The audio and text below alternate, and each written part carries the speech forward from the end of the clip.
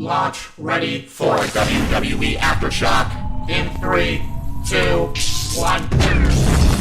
World Wrestling Entertainment Discussion is live. Cue host Owen Finch.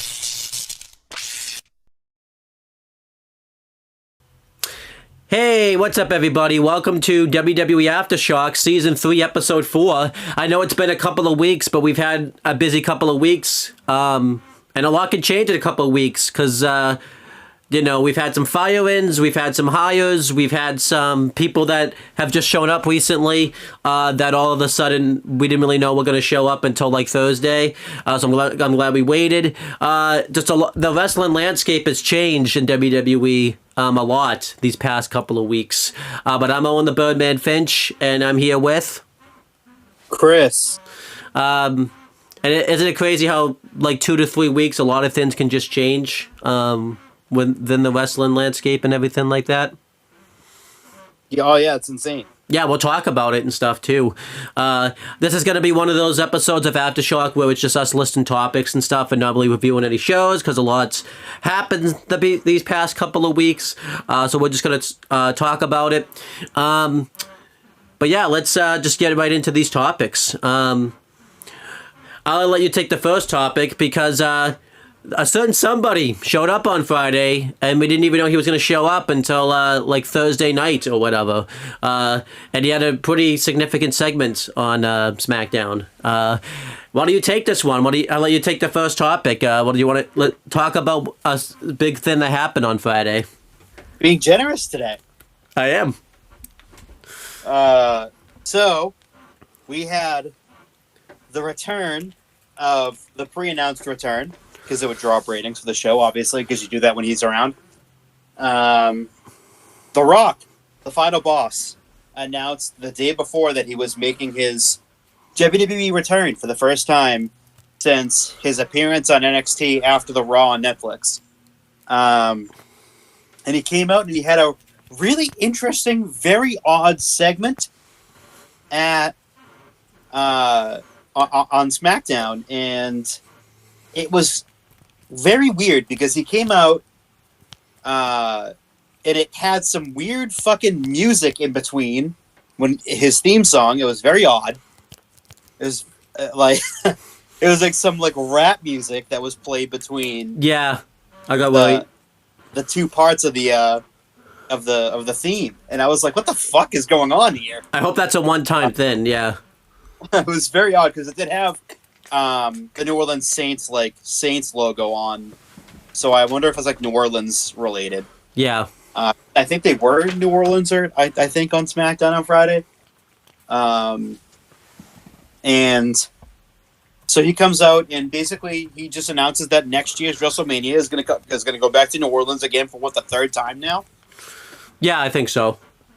I think it's been the third time since WrestleMania 30. I think they were there for 30, and then I think they've been there 35? Yeah, 34. Yeah, 34. And now they're going to be there for WrestleMania 41. Yep. 42. 42. 41's, yeah, 42 next year, 42. So he calls out Cody, like he said he was going to do. So at the beginning of SmackDown, Nick Aldis pulled Cody aside and said that he was pulled out of the six-man, and that they were that The Rock, it was by orders of the final boss that he was taken out. Mm-hmm. So that happened before the show, and then the segment itself is just jarring. It's so bizarre. In a good way, though. In a good way. Like, I like the segment and everything. I liked it too. It was a really bizarre segment. Yeah. Because so he starts out being a face, and then he switches to heel really quickly.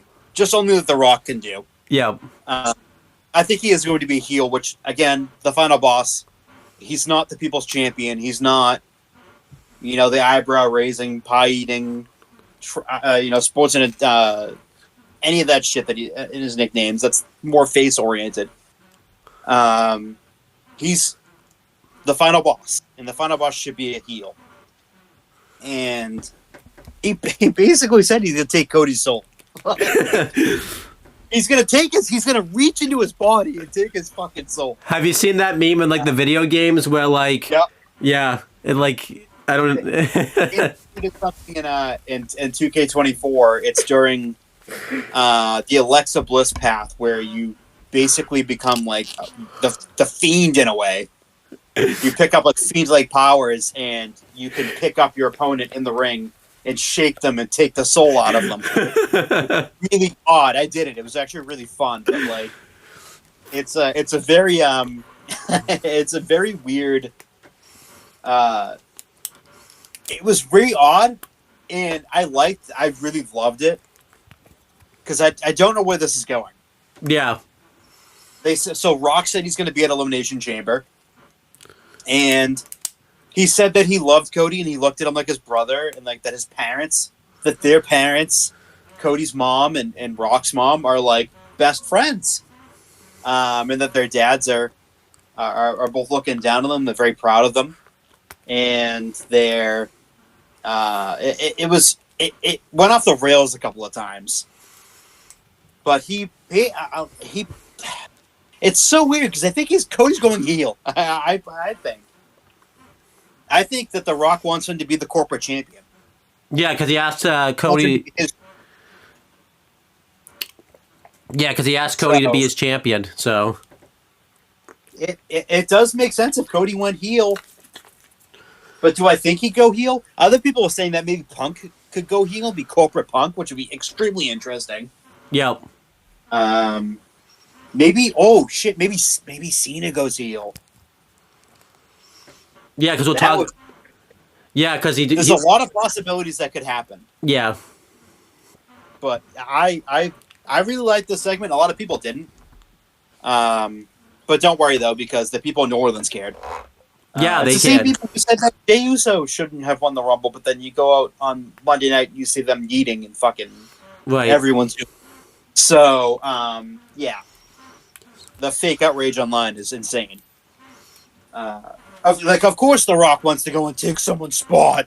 Okay, first of all, it's The Rock, number one, and number two, wrestling wouldn't be popular today if it wasn't for him.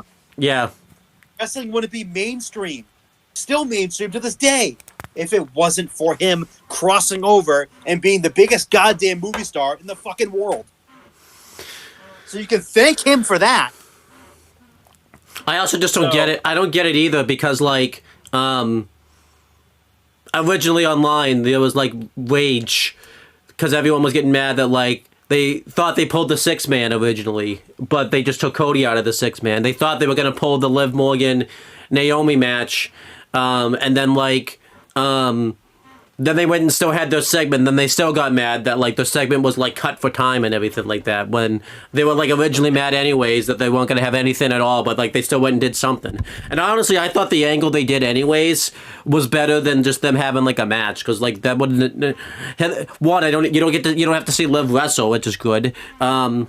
And it's like, if you're honestly going to tell me you'd rather have, like, a full-on match between, like, Liv Morgan and, like, Naomi than, like, see the final boss, The Rock, then, like, you need to, like, change your wrestling taste or something. Or, like, don't go... Just don't watch WWE anymore because you don't know what you want. And, like, that's just a weird thinking. If you'd rather see Liv Morgan and Naomi have a match, they would probably have, like, thousands of times. And they'll probably have a match next week type of thing. Then to see the final boss, yeah.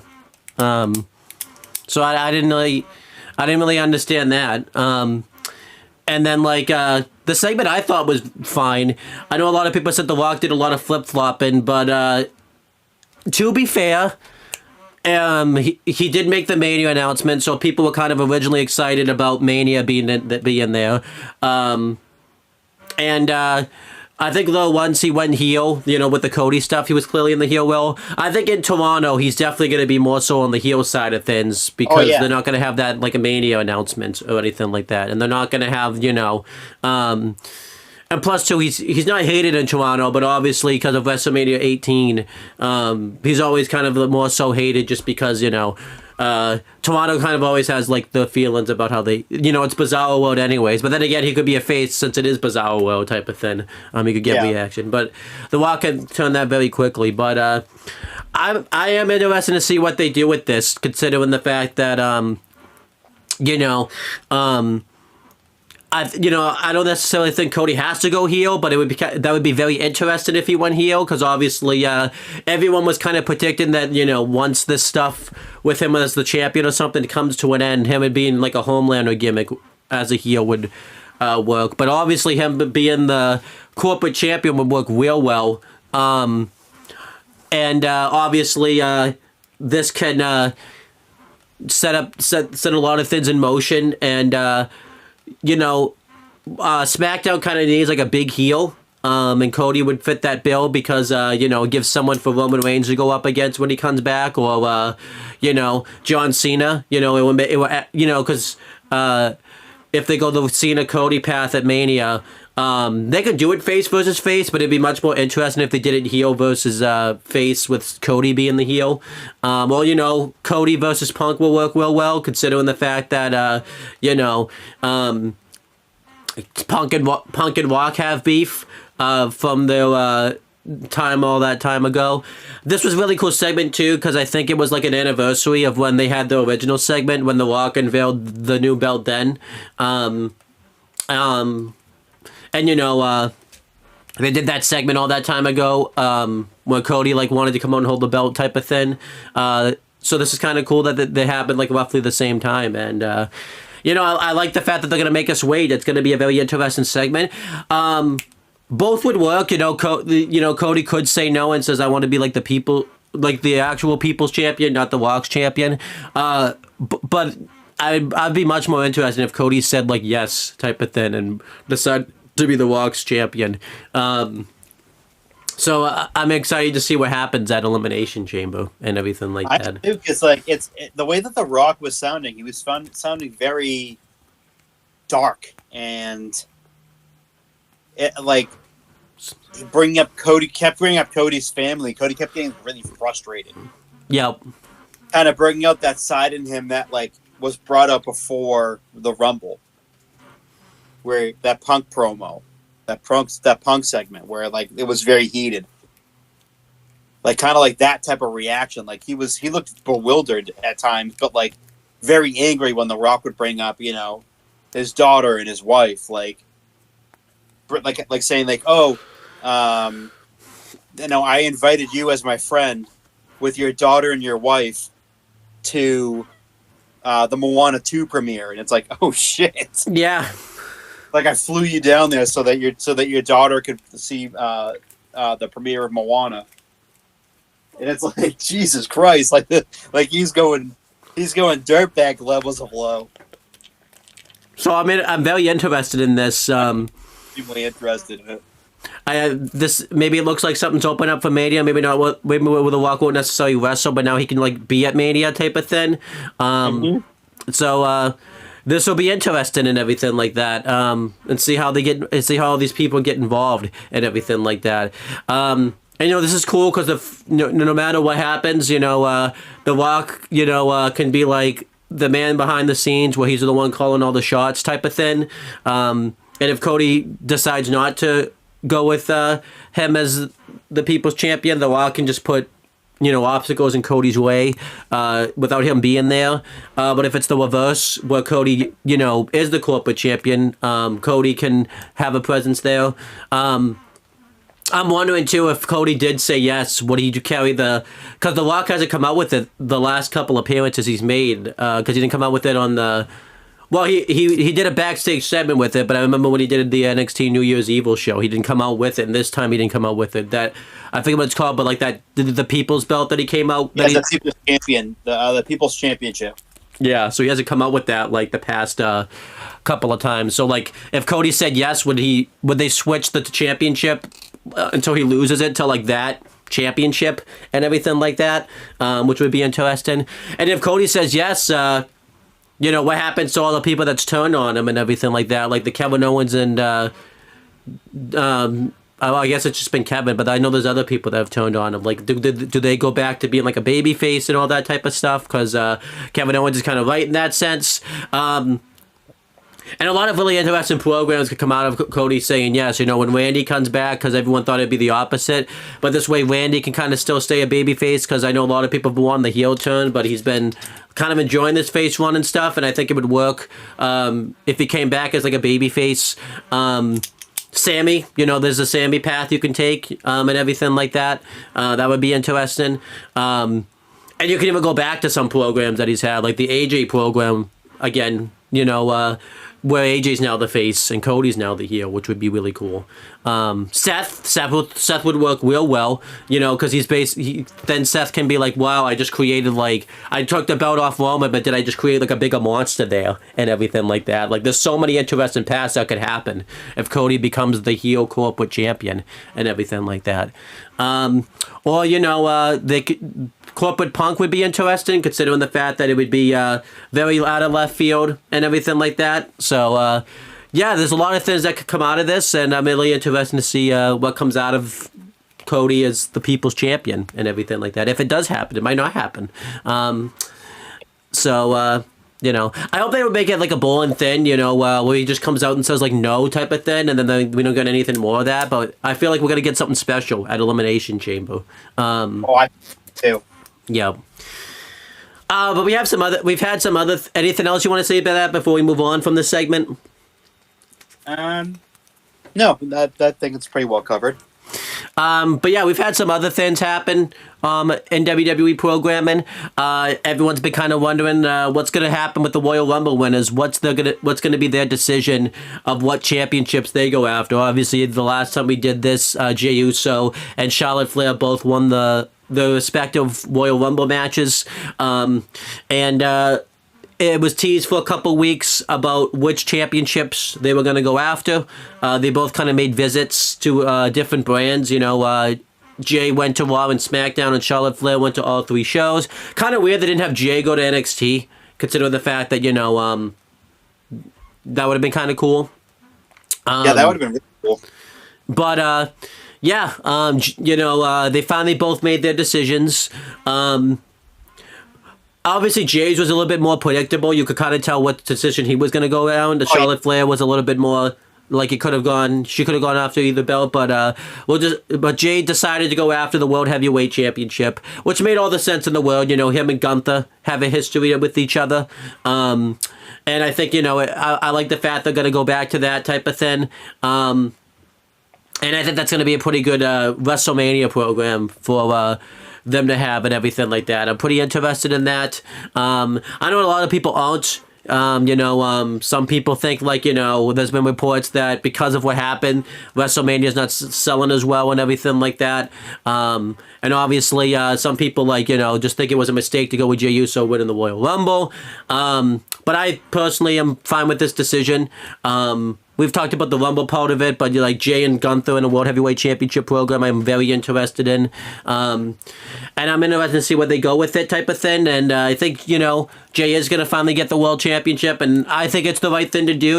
He's very over, and they've invested a lot of stock in his character and everything like that. So I think it's finally time to validate that, and I feel like you got to do it now type of thing, considering the fact that, he's getting really massive reactions, and who knows how much longer this will last. I think it's just one of those things where the IWC is just kind of getting all up in arms about it, because it seems like the IWC, they like a wrestler until they finally start to get pushed and everything like that. I think Jay winning's completely fine. Him and Gunther, I think, are going to have a really good, strong World Championship match at WrestleMania. And I think you have to finish that story, because obviously the big thing is Jay's never been able to beat Gunther.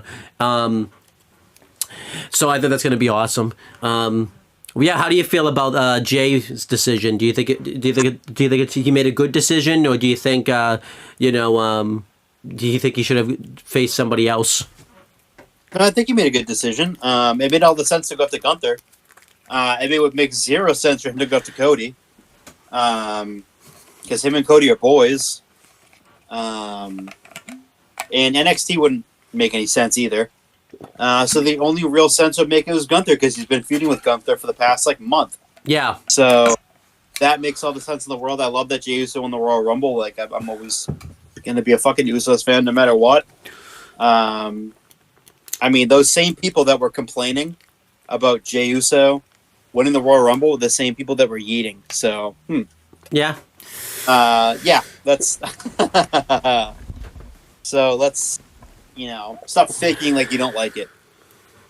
But yeah, I love it. I mean, WrestleMania is nearly already sold out. So people saying that the ticket sales are hurt because of it is fucking lying through their teeth because they've already sold. I forget how, like over 40,000 already or something like that. 44,000. Yeah. So it's. I mean, we're still however many days away from it. Still a long ways away. People are still going to go. People are still going to pay. Yeah. And it's still going to sell. So I feel like and now that people. The Rock too. Now that The Rock's going to be at WrestleMania, it's pretty much like almost nearly confirmed now at this point. With him, doing this whole Cody thing, he's going to be at the WrestleMania this year. So Yeah. And also, too, I think they're forgetting the fact that one of the days of Mania is on Easter, so that a lot of people could be rethinking, like, do I go to Mania because it's on Easter Sunday this year, which has never happened before when it comes to WrestleMania. So, but yeah, then we have the other decision that was made with Charlotte Flair. She ended up choosing Tiffany Stratton. No, this was big, because it really could have gone either way with Rhea or Tiffany. Considering the fact that, Charlotte Flair has a history with Rhea Ripley, and they kind of did that segment recently. And then they did the segment with, Tiffany Stratton, and they both worked real well. But Julia would have worked too, obviously, because NXT is getting a lot of shine right now and stuff, and maybe they would want to get NXT back on track. But you didn't really need to do Julia. I'm cool with it being Tiffany Stratton. I think this makes all the sense in the world. Now that Tiffany Stratton's finally in the role that she should be in as a babyface too. I think that took a couple of weeks to kind of get going. I feel like after Rumble, they finally decided like, hey, we're gonna make her like a true babyface and everything like that. I would say the thing with Tiffany is it's not natural for her to be a babyface, so it's gonna take a bit. Yeah. You can kind of tell that she's kind of nervous when she talks on the mic. And she still sounds like a heel, but I think that can be worked over. She definitely does. And that's not anything to do with her character. It's just like the way that she talks, like in real life, she definitely sounds whiny. Yeah. So I don't know how you cut that out. It's kind of tough when that's like how they sound in real life. But I think that if she could just cut like a human promo, instead of like relying on it's Tiffy time and all this stupid shit, just cut a human promo. But yeah, I'm excited to see Charlotte Flair versus Tiffany Stratton at WrestleMania. I think that's going to be a really strong women's title match at WrestleMania. I think the promos will be really good for it. Obviously, I think Tiffany should win at WrestleMania, and I kind of hope that happens, but I'm really worried they are going to put the belt back on Charlotte Flair since, it's been a while, but I don't think they should go that path, but we could talk about that later. Maybe it will make Tiffany Stratton more of a babyface if she has to, like, beat, if she loses the first match and then, like, comes back and wins, but we'll see what that happens with that. So I remember, they did that with Rhea back at WrestleMania 36, and it took Rhea... It kind of took a lot of Rhea's momentum away that she was building. Oh, and obviously, but it wasn't just that. It was obviously, because at the time there was the pandemic and stuff going on, and like Rhea's visas expired, so she was off TV for a while, and then, she didn't have a crowd either, and then like, she didn't really truly get that momentum back until, WrestleMania 39 and everything like that. But yeah, I'm interested to see what happens, with Charlotte Flair and Tiffany Stratton. I think now our 2 world title matches are set for Mania with Gunther and Jay and Tiffany and Charlotte. I think a lot of people are a little angry because obviously they're thinking Gunther and Jay's main event in one of the nights at WrestleMania. I don't really think that's going to happen. I feel like it will go like semi-main. just because I feel like there's bigger things that could go depending on what comes out of Chamber, that could happen. If it did main event Mania, I don't really see an issue with it either, though, just because Jey Uso has proven that he can deliver in main events at WrestleMania and in just main event positions, minus the match he had last year. I think a lot of people are thinking, well, he had a single last year with Jimmy. They're ignoring the fact that he's like, that's the only real dud that he's had since he's done single stuff and everything like that. So, yeah, overall, how do you feel about Charlotte Flair's little decision that she made? I mean, it wasn't just a little decision; it was a big decision. It made sense to do the match with Tiffany. I don't mind it. Yeah, it's going to be interesting. I'm definitely looking forward to it. And because of this, they were starting to set up the Elimination Chamber, like code and the participants in the chamber, and now we're wondering, whoever the Rumble winners didn't pick, whoever wins the chamber match will face, the other champions at WrestleMania, which I think makes all the sense in the world.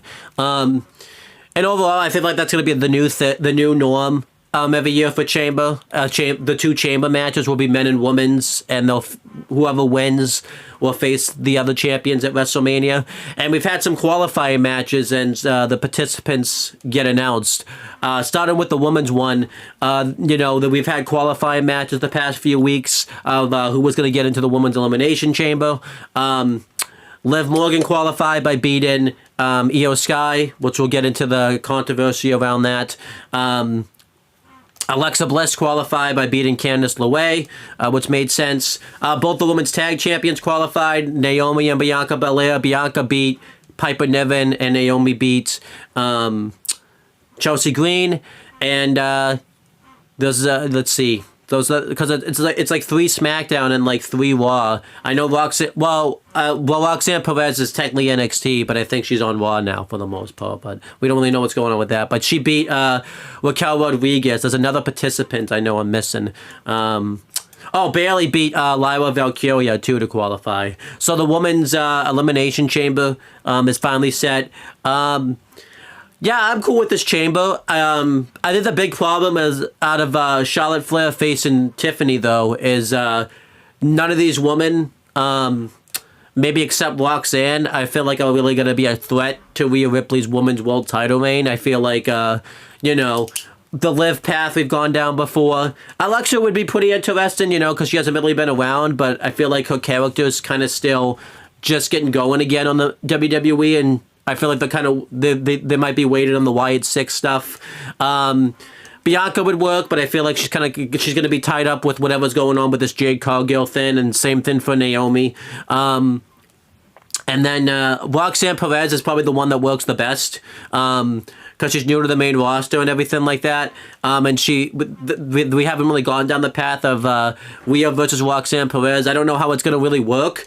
The fact that the roles are kind of switched, because it probably should be the other way around, where Rhea's the heel and Roxanne's the baby face. I don't really think it's going to work with Roxanne being the heel. The only way it could work is if they call Cora up, but I don't think Cora's really ready to be called up right now, because she's missed so much time and everything like that. And then obviously Bayley would work in the sense that like it'd be a good challenge, but I feel like face kind of rules it out. I think Bianca would work better as the baby face, but Bayley and Rhea the dynamics will kind of be off if they go with them. But yeah, how do you feel about the women's chamber being set up? What was your favorite qualifying match? If I had to say like my personal favorite of the woman, it was probably the Bayley Lava Valkyria match. My least favorite one was probably the Liv Io match because of the finish. And then what do you kind of see happening with the winners and everything like that type of thing?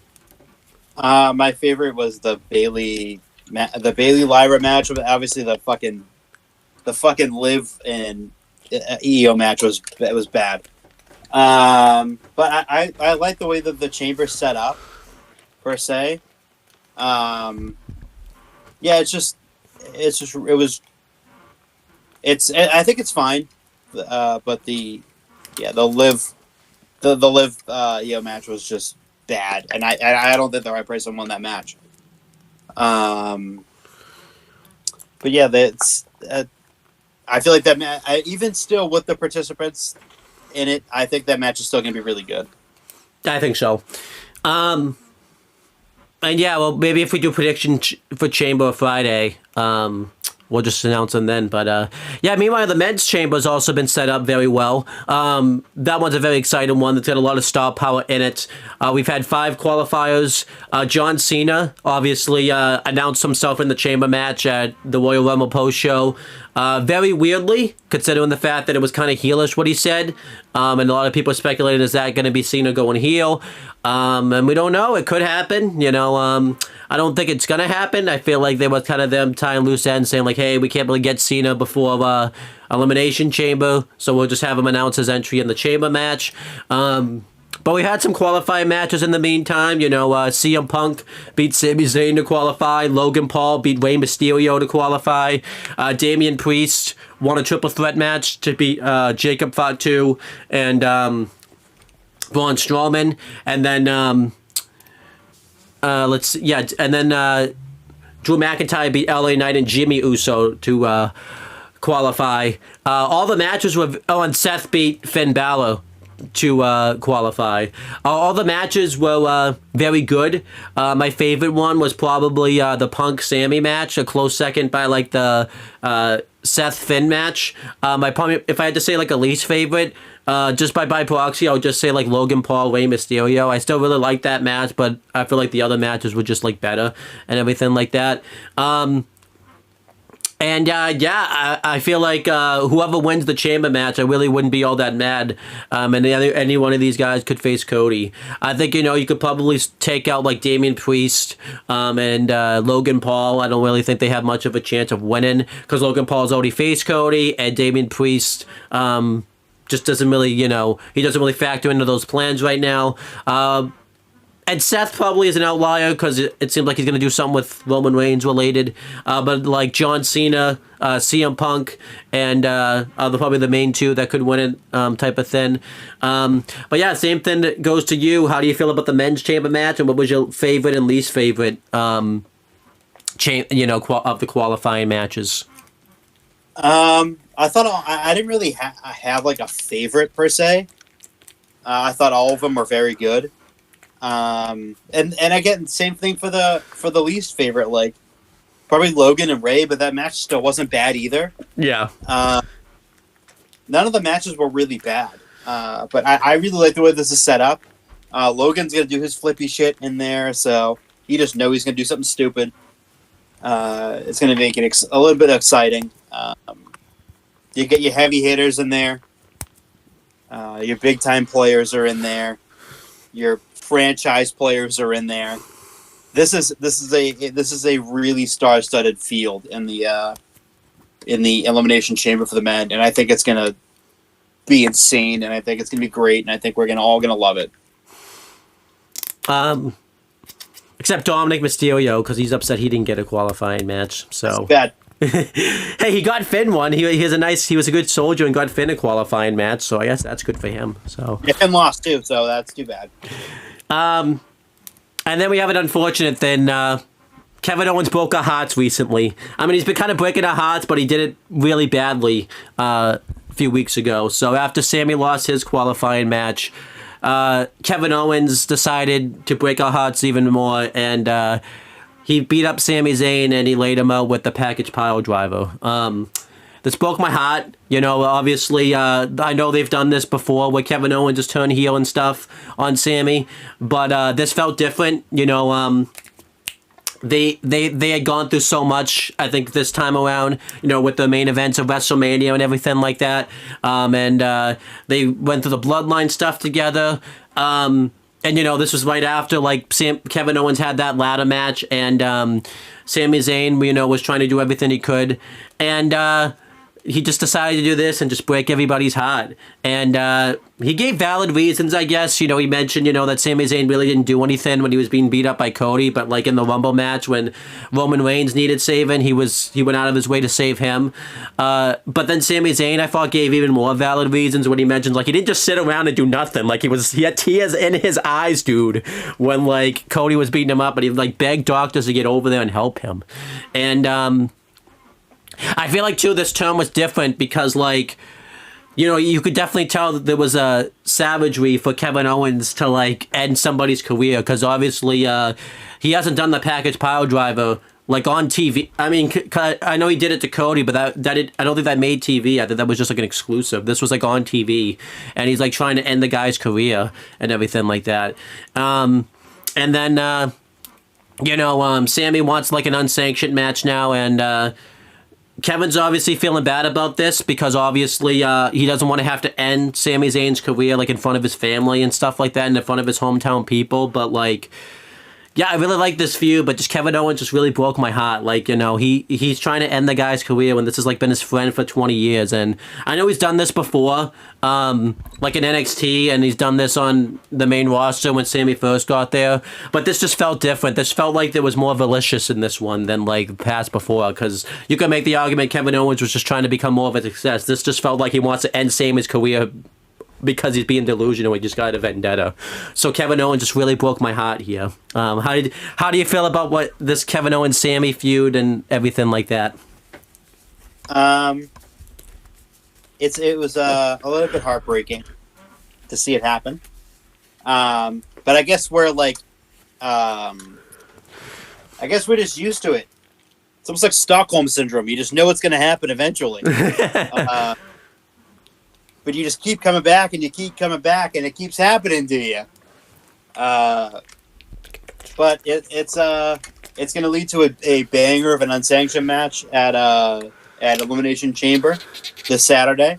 So it's going to be very exciting to see that match again. We haven't seen it in a very long time, so it allows you to want to see it again, as opposed to what they were doing, which was just they had 5,000 matches between when they came to WWE, when Kevin Owens came to WWE, and then like main roster was like their go-to thing. So we didn't see it. We haven't seen it in like 3 years. So one-on-one at least, and I'm very excited to see it again. You don't know though. This could be uncomfortable though. You know, like this is gonna be you know, because Kevin Owens is coming to end Sammy's career, and Sammy's is coming to end Kevin's career. Like, this could be very uncomfortable. Karrion Kross needs to stay out of this. This is none of his business, and he's trying to get involved in this. But just stay out of this. It's none of your business, dude. Like, get out of here. Like, when you think of Karrion Kross trying to no, I just said Karrion Kross. I don't know who that is, but but when you think of Karrion Kross trying to get involved in business that has nothing to do with him. He's a piece of work. He's a piece of work, all right. He's a little bit alone now. He is. We'll get to that. He needs friends. I don't know how we move on for this because now my heart's broken. So I guess we talk. Well, you can pick up the pieces because Trish Stratus returned recently. Yeah. There was rumors leading up to the not the Royal Rumble, but after the Rumble, that she was going to be involved some way, shape or form in at the Chamber, because she's from Toronto and she's clearly the fucking face because they dropped all the heel aspect of her theme at the Rumble. Good job. And so she's back working as a face again, and she's been making the save for Tiffany for the last couple of weeks. And I think it was either announced on SmackDown or whatever, but I think they're having a tag team match at the Chamber. Yes. So between Candice, is it Candice who's in it? Yeah, it is. Candice and Nia versus Trish and Tiffany in a tag match. So that interesting, I guess. Trish still looks like she can go. I don't know. It's just like in her blood at this point. Like she could take 5 years off and then come back and look like she hasn't even missed a day. That's just the type of talent that she is. I'm very excited for it because I think it's just going to be good. I think Trish is going to be the star of it, honestly. Yeah, I'm excited about this tag match. Makes sense to get Trish involved because it's in Toronto and stuff. This is going to help Tiffany Stratton too because it's kind of helped her become more babyface-ish and stuff like that. I mean, the only thing I don't like is the attacks like that Nia and Candice have been doing on like Trish and stuff haven't been very good. Like they've just been pretty bad. Been rinse and repeat. Yeah. I mean, obviously I know they're doing that because that's going to make it more impactful when Trish like win and Candice win. But just the offense and the stuff hasn't looked very good. But when it's considering the fact that it's Nia Jax doing the attack, and it makes sense that it wouldn't look very good. So, she's doo-doo. Yeah. Disgusting, gross doo-doo. But yeah, I'm excited about the tag match coming up, and I think we're gonna get some nice stuff out of it. Just good stuff, you know. I feel like, but it's kind of cool. So we'll see what happens. I kind of hope this is the end of Nia in the title picture for a while after this, like the main title pictures, and they kind of do something else with Nia. Just new nothing with Nia. That'd be even better. That'd be awesome. I think the best thing you could do for Nia Jax is send her to the unemployment line. There you go. But yeah, we have some other things that got set up on the main roster. We mentioned, Io Sky got robbed out of the Elimination Chamber qualifier because it was kind of 2-on-1, and they had Liv and Raquel had attacked Rhea backstage. So Rhea was kind of trying to come out there and defend Io Sky and everything like that, and she took a shot at Liv Morgan, which caused a disqualification and everything like that. So Io Sky got upset. A lot of people are kind of wondering what they were going to do about this because obviously they could not do anything with this. So they ended up having a lot of people are thinking what they're going to do, because sometimes in wrestling they do last chance qualifiers. So were they going to do the same thing with Io Sky? But that wasn't the case. Instead, they announced a couple weeks ago on Raw that the Raw after the Elimination Chamber, Rhea Ripley is going to defend the Women's World Heavyweight Championship against Io Sky. I think that makes a lot of sense to do that. It's a big match to do on Raw and everything like that, and I'm cool with it. They've been doing really good promo work to hype that match up and everything like that. Then there's a lot of history that they have with each other from their NXT days and stuff like that. So I'm cool with this. And I think that's going to be a really strong matchup for Raw, and they're putting a lot of work into it and everything like that. It's really cool because they're building up like a good TV match for a few weeks and everything like that. So I'm excited about that, yeah, we'll see what happens with it. How do you feel about them doing this championship match on Raw and everything like that? I like it. The match is gonna be a banger. But yeah, I love it. I think this match is gonna be awesome. I like how they waited, and they didn't do like the typical WWE thing where it's like, oh, they had a miscommunication here or there. Like Vince would have put them in 4 tag team matches by now. Yeah. So I like how they've been away from each other. I feel like there's going to be some sort of like leading, like maybe tonight, because it's Monday Night Raw tonight when we're taping this, when we're recording it, that something could happen tonight. But I just don't. I don't think it would, but you don't know. Just anything could happen. Yeah. And if something does happen to where they have miscommunication, Io hits Rhea or Rhea hits Io, like it makes sense because it leads into the match. Match is next week, so it makes sense. But yeah, like this match is gonna be awesome. It's definitely a PLE level match that we're getting on free TV, so I'm very excited about that. Can't wait to see it. And then we have Solo Sikoa who's back now. You know, we He haven't- didn't take it all. as you just actually, do you want to talk about Solo Sikoa being back? Because I know you like to talk about him. So he's back. He was away for a few weeks. He's trying to do. He's trying to be like the leader of the group, not the leader of the group, but he's trying to like listen to all their points now, as opposed to being the leader of the group. It's not working out. They had a segment with Cody recently where Jacob wanted to face Cody for the title, and then Solo showed up. And when Solo showed up, Jacob got pissed. So, and then he was slamming shit around, trying to find his cousin. And he, by the time he did that, he told him that he loved him, and Jacob didn't say it back. Which is the first. He didn't love him back. And they had a miscommunication last week, and now it's just like, ooh, what's going to happen here? It's very exciting. Very exciting. I think in the end, I think Jacob is the one that goes face. But yeah, I mean, they haven't even had the fucking acknowledgement ceremony for Roman yet, so I don't even know what the fuck's going on there. Yeah. It's going to be real interesting to see what happens, but I do think that this could be a really good feud and match. Yeah, I'm excited about it, you know, and it's going to be interesting to see what happens. This kind of works out, too, because Solo was gone for a couple of weeks because he needed to recollect himself after, tribal combat and everything like that. I know you don't agree with that. You don't think he should have recollected himself. You think he should have just kept showing up and everything like that. But, you know, dude needed time off. He needs to rethink things, you know. He needs to re-strategize and everything like that. But you're over here being like, no, you show up. You don't just take time off like that type of thing. So, Child. Huh? He's a fucking child.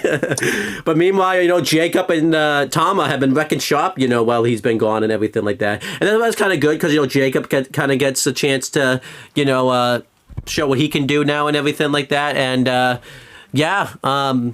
Jacob even mentioned, you know, they've been running things while Solo's been gone, and they've probably been running things more effectively and everything like that. So, we'll be interested to see what they do with this type of thing. It's not looking good for somebody. It's going to be not going to be fun for somebody. Solo. That's what you want. I think that's what you want. You wanted to take tribal chief. He's not doing that anymore. He hasn't even said that. He hasn't said that in a couple weeks. So, you know, He was fucking phony to begin with. We had someone else make a return, though, recently. You know, AJ Styles, you know, he's kind of back into the fold now. And, you know, I'm happy to see him back now and everything like that. You know, last year, you know, he kind of had a little rough go of it with, taking some time off last year. And then he had that injury scare last year, which is still really weird because, you know, there was supposed to be an angle, but then he actually got hurt. So, like, it seems like they've dropped that now because I think it was meant to be, like, Cody to go type of thing. But, he's back in the fold now, kind of back getting into the mix and everything like that. And he looks really awesome. You know, you can kind of tell he's reinvigorated and everything like that now. And I think you'll probably like his return more than me because he's been slapping Dom around the past couple of weeks. So, and it looks like he's going to be challenging Braun Breaker for the men's Intercontinental Championship because you have to be more specific now. And I'm excited about that. You know, he had a really good catch last week where Braun Breaker threw his T-shirt in the wind. He just caught it really, really nicely. Him and The Rock need to have a catching contest because, that's good. That's good competition right there.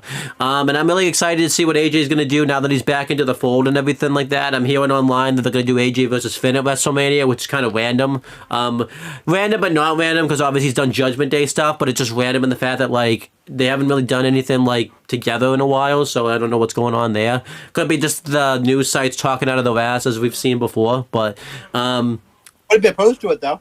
Yeah, I wouldn't be opposed to it. Just really random type of thing. It'd be nice if we could see the story play out, but then the news sites jumped the fucking gun when they could. Like, oh yeah, they're doing AJ versus Finn at WrestleMania, so it's just whatever. They couldn't have them. Huh? They couldn't help themselves. Yeah, but overall, I'm happy AJ's back. He looked awesome last week against Dom.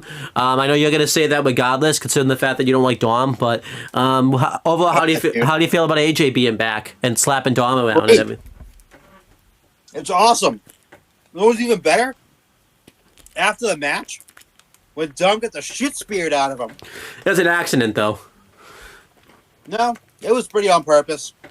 I think he was aiming for AJ, though. It kind of looked like there. No, it wasn't.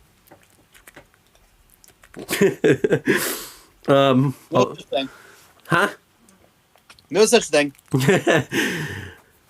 I really do. AJ's back in the blues again, which signifies him being a face. You might have to be more specific because you just made it sound like AJ was sad. You said using the blues means sad, so you might have to be more specific when you say back in the blues again. He's back in the blues, which means that he's a face again. Okay, guess you're not going to be more specific. He's, and he came back to his original. He came back to his other WWE theme song, which is great. He looked great again. AJ doesn't look like he's fucking missed a step. Yep. He was kind of looking not like himself. So like those last number of months that he's been gone, I think it's kind of like he looks like really he looks like AJ again. Yeah, he does. So I love it. I love the fact that Dom got the shit speared out of him. That was the best part of the whole fucking show. Well, you love it. Punk bitch. Hey, he might be going babyface though. Weird. No, you don't think so? No. Fuck that guy. But it's that T-shirt catch was elite. That was the best. That was incredible. But yeah, AJ's return's been awesome. And then we've had some other things go down. We have the SmackDown Tag Division.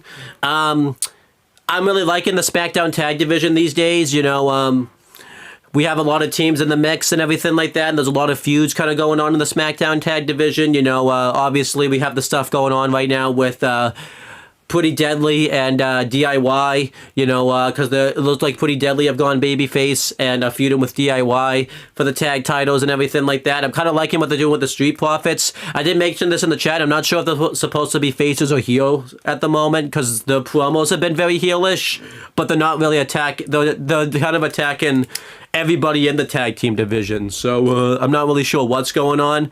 I know also helping DIY like keep the titles. It could be one of those things where you know they have a new aggressive side to them now and everything like that, and they want to be the ones that beat DIY for the belts because DIY screwed them over, so they want to be the one to take the titles off them and everything like that. That does make a lot of sense. Yeah, and then Motor City Machine Guns, you know, have been doing really good stuff in the tag division still. I feel like they've done a good job still keeping them in the mix. You know, they had a match recently with Legado. Legato's been doing a good job. They're keeping them in the mix. I'm really liking the SmackDown tag division. It's looking real loaded. I feel like we've talked about before, I think we're definitely at WrestleMania getting some type of big multi-man match with the tag titles, and I think that's when the Street Profits going to win the tag titles and everything like that. And I think it makes sense to do it this way, you know. And I like that it's going to be one of those multi-man matches where like it's not just thrown together, like there's actually build to this multi-man match this time. You know, everyone has an issue with everybody, type of thing. So how do you feel these days about the SmackDowns, the men's tag team division and everything like that? I think it's been really good. There's a lot of teams, but I think it's a lot like in flux.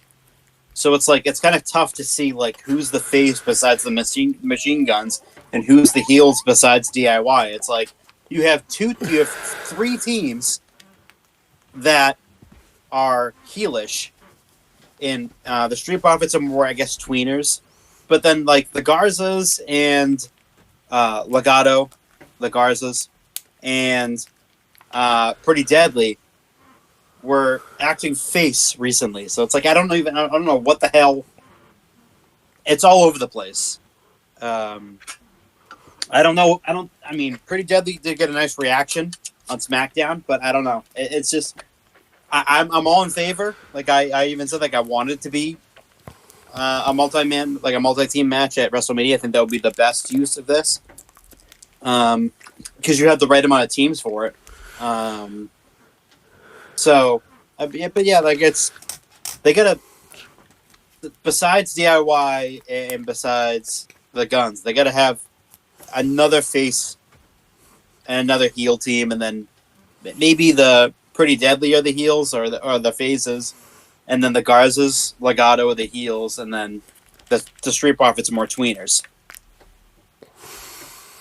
I don't forget we have Tama and Jacob around in there. That's scary. I'm scared about that, but it's a thing, you know. You should be. And then they could always throw another team in there, and you can throw Dom and Dom in there with a guy in a tag team. I know you don't want that, but you don't. No. You don't want Dom in anything. I think No. you don't want him. You don't want. Why would I want the asshole in anything? You don't want him to get a nice WrestleMania payday or anything. You just want him gone. It seems like. Yeah. He's got. I think everyone wants that. Yeah, but then he can't afford his chicken tenders anymore or anything like that. He's fucking bad. Ask Daddy. Yeah, he turned on him. So, Exactly.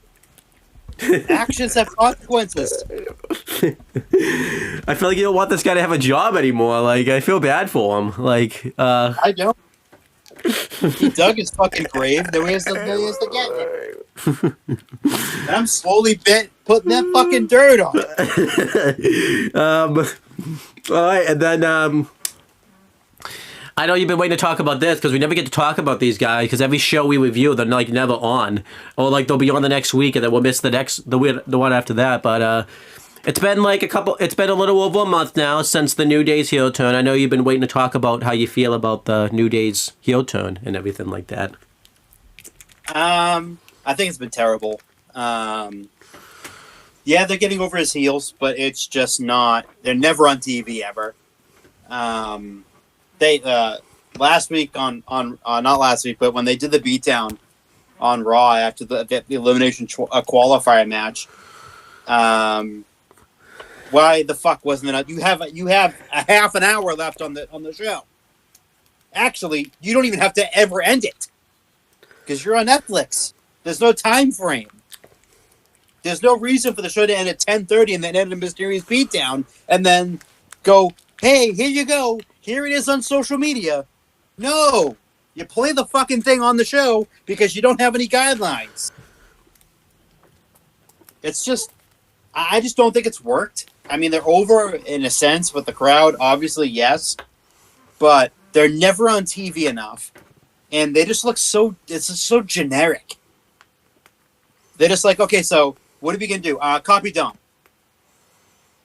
That's literally like their fucking whole thing is just get the same amount of heat that Dom got. Like, why can't they just be them fucking selves? It's just not been good. It's just not been good. I agree. I think it's been very bland. The promos themselves have been good. It's just that they're very generic now. And they've also lost both of their singles matches too. Yeah, they're losing a lot. I know Dom loses a lot, but I feel like he has enough heat. I know you're not gonna like this. I'm actually complimenting Dom, but you might twist it. But I feel like Dom loses a lot, but he has enough heat where like he can get away with losing because he has so much heat that he could lose all of his matches this year, and he would still have and he would still have He would still have enough heat. I know you're gonna say this. Wow, you're complimenting Dom, but I feel like you could twist this and make it sound like an insult type of thing. So, but like Their whole thing is just get the same amount of heat as Dom. It doesn't matter. Yeah. So it hasn't been great. Another thing, it's on the notes. I forgot to talk about this, but we had some updates on the Jade Cargill attack. Back in November, Jade Cargill, who's Gargill? I don't know who that is. Guess it's Jade Gargoyle. Yeah. But She got attacked and we didn't see who attacked her. It was a mystery attack. We've had some developments on that. Nick Aldis got on the phone with somebody. And there apparently was cell phone footage that somebody took. I don't know who took the cell phone footage, but it happened. They found apparently. And we found out that apparently it was Liv Morgan and Raquel Rodriguez. Obviously, this doesn't add up because we didn't actually see them attack. They just happened to be in like the general area and were walking by doing this whole Jade Cargill thing. I assume there's something more to this. Like we're gonna find out that it was really one of the other two, Naomi or Bianca Belair. I'm thinking Naomi because she was the one that got the most worried when she found out there was cell phone footage and everything like that. And she's been the one pushing more that this is what's happened type of thing, more than Bianca and all that type of stuff. I'd be cool with Naomi going heel and everything like that if it's good. Because I remember they turned her heel like 10 years ago and it wasn't very good. But I think this one will be more natural because there's all the reasons in the world for Naomi to go heel and everything like that. So it'll be interesting. But I assume, because tonight Liv and Raquel are challenging for the Women's Tag Team Championships. I assume, I hope they don't. I hope Liv and Raquel don't win them. But they're probably gonna win them. And then they'll have like a rematch at some point, and then we'll find out that one of them is not being very truthful and everything like that. But overall, how do you feel of the developments have been going with the Jade Cargill situation? Like it. I mean, it's going to be interesting. Do I think it's going to lead to Naomi turning heel? Probably not. They're probably just painting her out to be like, the person who's the most worried, or I mean, she could end up going heel, but I don't know. I don't think either of them will. I think it's going to end up being Liv and Raquel, and it's going to set up a match at WrestleMania. We'll see. Anything else main roster related you want to talk about? Because that's all the main roster things that I've got. Other than Don being a piece of shit, we already talked about that. He always is going to be a piece of shit. He is a piece of shit. Fucking piece of shit. No, we've talked about pretty much everything. Let's move on to some NXT coverage now. NXT's kind of been doing some things. They just had a PLE recently where it's where they had Vengeance Day. I'll let you start. Overall, how did you feel about Vengeance Day? Did you like the show? Did you hate the show? Were you in the middle on the show? How did you feel about Vengeance Day? I liked Vengeance Day. I thought Vengeance Day was a step in the right direction. It felt like an old school NXT pay-per-view. It just felt like it from the feel, but I thought, the opening match, Stephanie winning it was good. It was good. The match wasn't the best, but I felt like the right person still won. Fraxium versus Briggs and Inamura was very good. That match was really fucking good. Inamura is really fucking good. I didn't know who he was before he came to NXT and they started doing that video package for him. I didn't know who he was, but he's really fucking good. I think what's good about him too is we just talked about this off camera with some other people. I think his style really stands out because no one's wrestling his style in NXT and all that type of stuff too. So, yeah. And I love the beginning of that match too, where Axiom hit the golden ratio right out of the gate, and the way that Inamura sold that was amazing. Yeah, really good. The Eddie Thorpe Trick Williams match was hit or miss. Some people might have liked it. Some people liked it. Some people hated it. Eddie Thorpe winning felt really weird, but they further along, I guess, his story in the next episode on NXT on that Tuesday. And Ethan Page versus Javon Evans, I thought was really fucking good. Yeah, showed a real darker side to Javon Evans to kind of get to that level with Ethan Page. Yeah, and I mean, Ethan winning did make sense, but I thought that Javon should have won. I feel like that was kind of his, because he'd been getting the shit beaten out of him, so he kind of. I thought he should have got the win, but it made sense. Plus, at least they're continuing the story and everything like that too. Yes.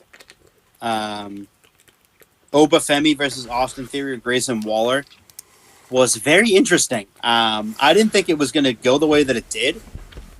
I thought they were going to do the typical "ha ha ha, we got ya." Nope. There was a lot of tension. Theory almost won it a few times. Like the crowd exploded when he hit his finisher on Obafemi. The crowd went fucking crazy. And then Theory pulled, and then Waller pulled the referee out, and I thought Theory was going to kill him. But there was a lot of tension. They haven't really touched up on it yet. I wonder if they'll do that tomorrow night.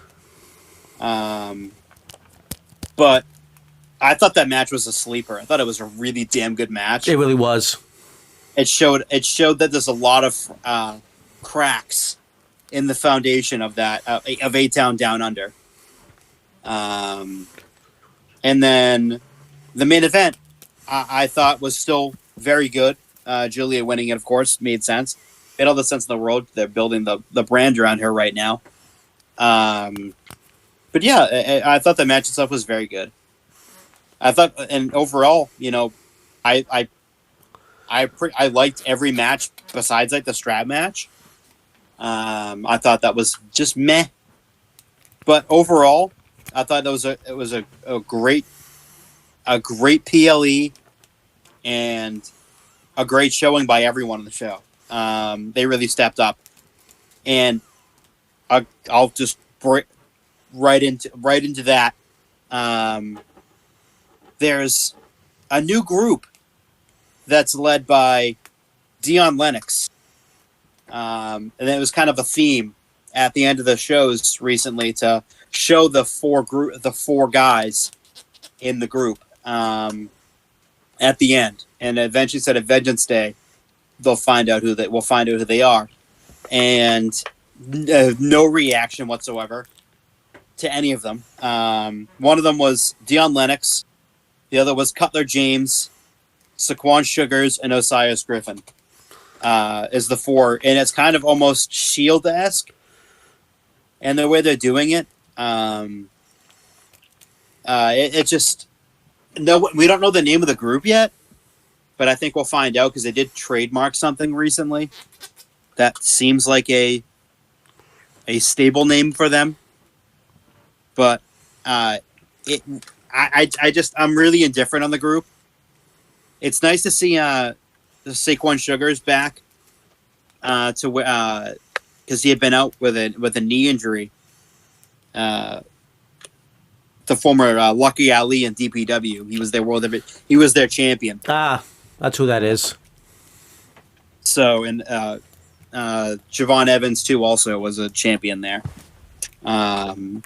So that's the only reason why I knew who that was. Dion Lennox had been featured on TV. Cutler James, and I have no fucking clue who that is. And Osiris Griffin, I have no idea who that is. Yeah, all these people. The NXT PLE was very good. I really liked it. I liked the opener. And I love that Stephanie Vacchio won dominantly. It was like a 60-40 type of match, which I think is the right direction to go down. And I was mainly happy the title was finally off of Fatal Influence, which is awesome. It was finally time to get that faction stays in NXT. I think a number they'll probably go into the main roster. And maybe Triple H will book them better. Probably not, but probably so. But if it was me though, I would keep Jasmine in NXT and call up Fallon and JC, definitely.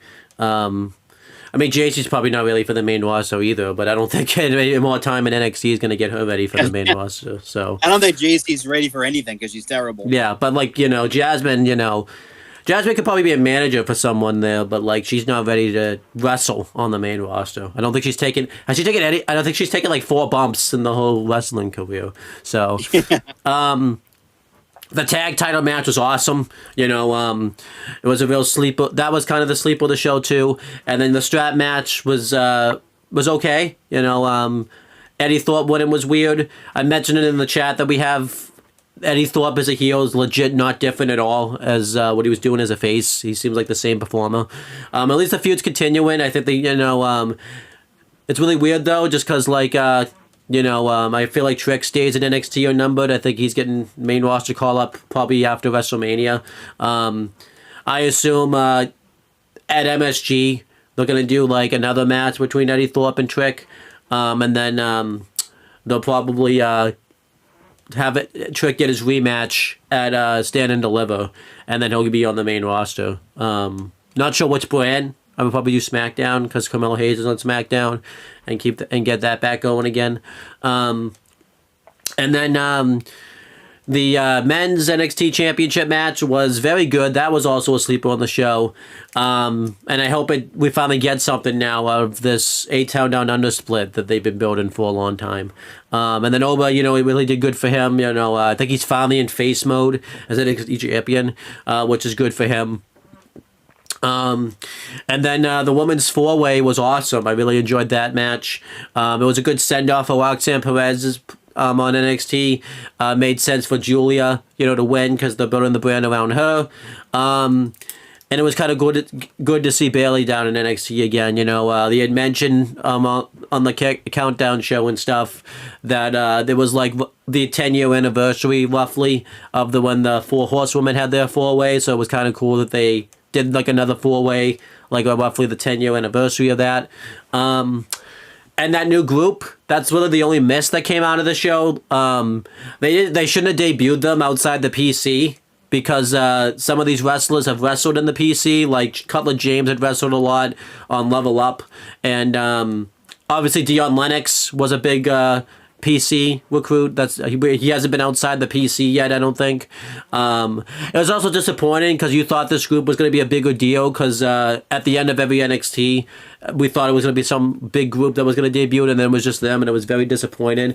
I know they're making it like a Shield type group. I think the difference was with the Shield.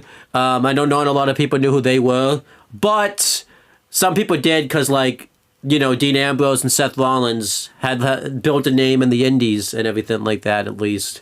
And they also debuted in a bigger way. I know they took out the champion at the end of at the show, but they debuted like in a main event title match, and I feel like WWE did a better job in their debut, making it feel like a bigger deal than in NXT. It also happened very quickly in NXT. Like they didn't really let it breathe when they debuted. It was like they attacked someone and then they like went to the next thing all of a sudden. Like it was very weird and everything like that.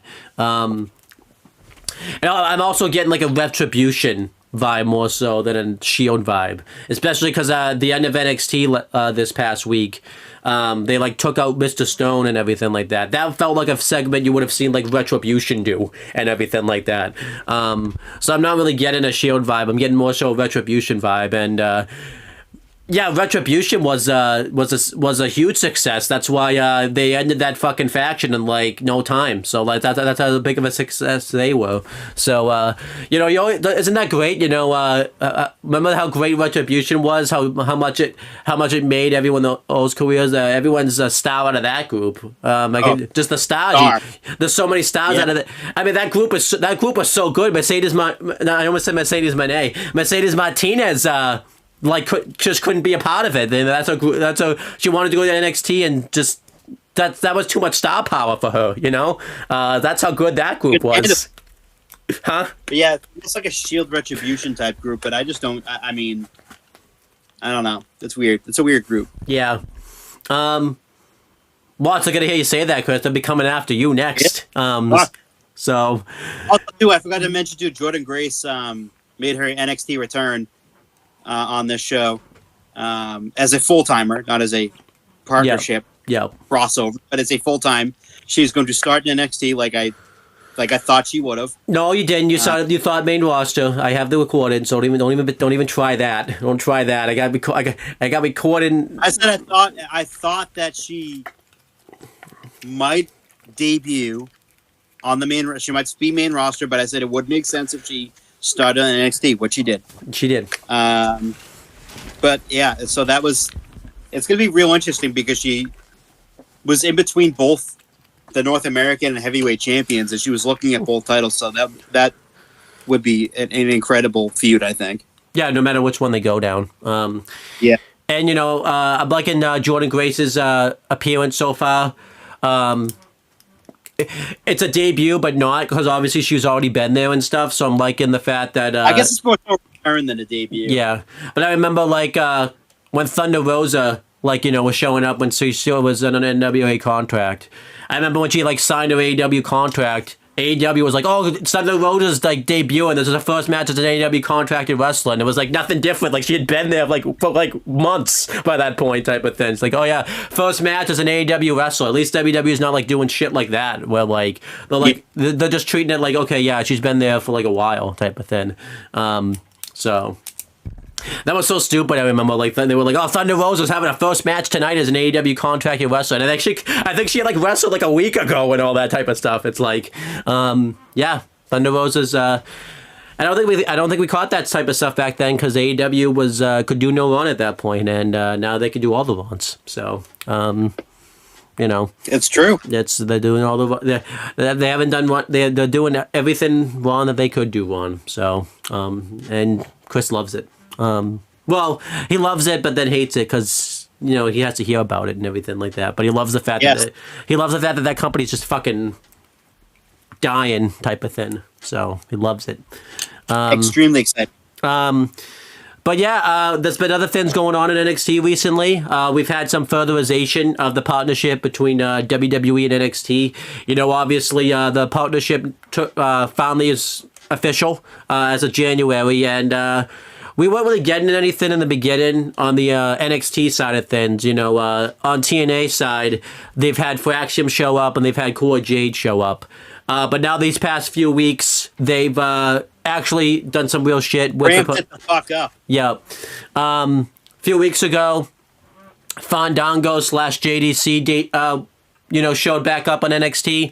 I liked his, but his was kind of weird because they obviously played the Fandango music, knowing that if they played the Systems music, no one would know who he was. So I thought that was a smart move. But then he was more so like the JDC character he's been in TNA and stuff recently. And then the next time he showed up, they played the Systems music, which I was kind of disappointed by. I don't really like the system. I don't really like the Systems music anyways, but also, too, it was kind of disappointing because we had just heard the Fandango music, and then we came out to the Systems music. And I don't really like his character in TNA that much. It's very generic, so it's kind of disappointing that he just stayed that character when he showed up. But, him showing up was cool because he hasn't really... done anything big recently in the wrestling business other than the system stuff, and it was cool because he faced Alexis Kin for the cup, and that was a really cool moment for him and everything like that.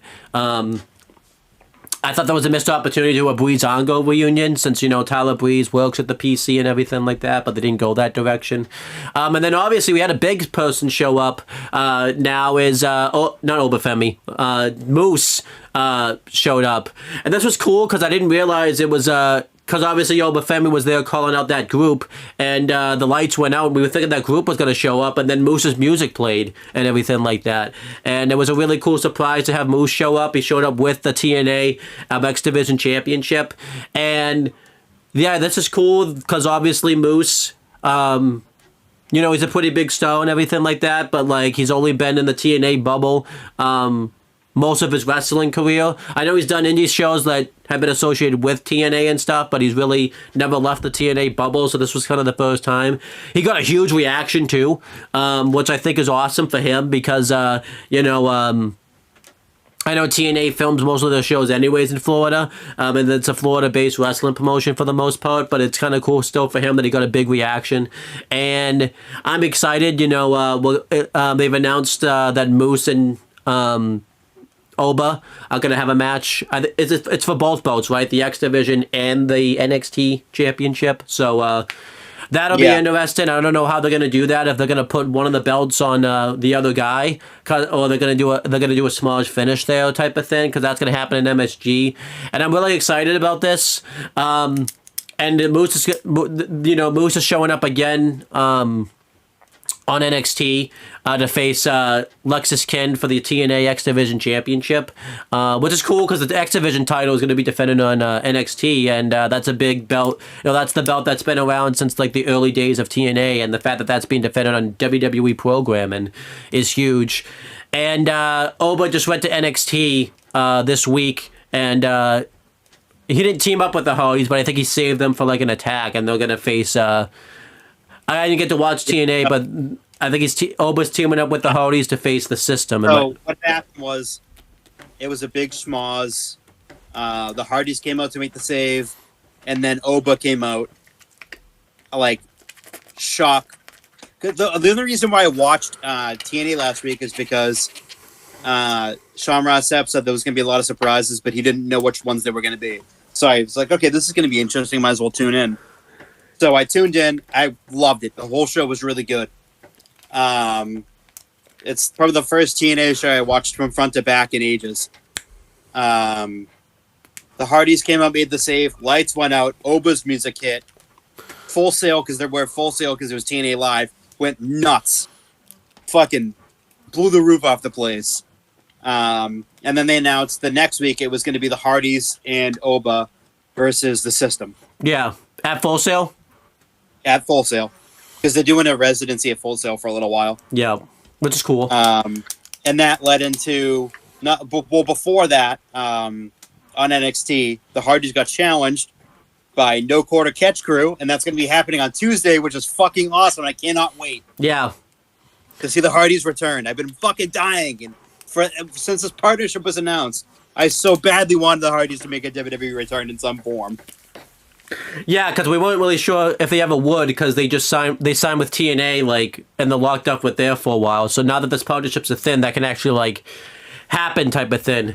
I hope they can work something out where, like, the Hardys can do the main roster, because obviously this partnership's only with NXT and TNA, so I hope they can work something out where the Hardys can, like, show up on the main roster and things like that, too. But yeah. A lot of main roster talent have teased that they were, like, would want to work, like, a TNA wrestler or work a TNA show, which is like, in general, it's between NXT and TNA. But I wouldn't be surprised if if someone on the main roster were to go over to a TNA show once in a while. Yeah, but I'm excited. This partnership with NXT and TNA has been awesome.